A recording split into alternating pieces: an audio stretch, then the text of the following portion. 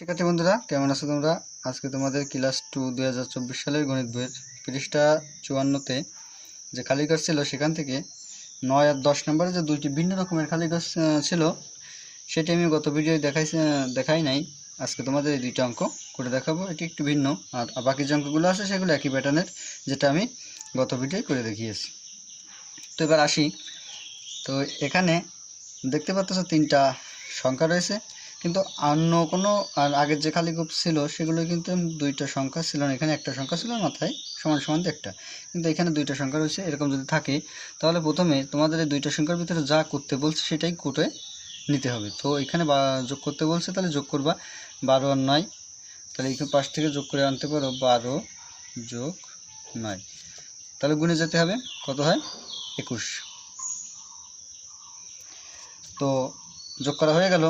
এইবার ভিতরে কি আছে, এটা বিয়োগ আছে, ক্ষোভটা পরে আছে। তো আমরা জানি ক্ষোভ পরে থাকলে বিয়োগ করেই বের করতে হয়। তো আমাদের একটি যোগ করে একটা ফলাফল বেরোচ্ছে 21 এবং লাস্টের একটা সংখ্যা আছে 23। এবার দেখো দুইটা সংখ্যার ভিতরে আমরা এনে নিয়েছি, যেমন এই 21 আর এই 13, দুইটা সংখ্যা হলো। ক্ষোভ আছে পরে, আমি জানি খালি ক্ষোভের নিয়ম হলো যদি বিয়োগ চিহ্ন থাকে আর খালি ক্ষোভ পরে থাকে তাহলে বিয়োগ করেই বের করতে হয়। এবার আমি বিয়োগ করব। তো এই যে 21 সংখ্যা, এর তলে 13 বসাবো, 13 বসিয়ে আমি বিয়োগ করব।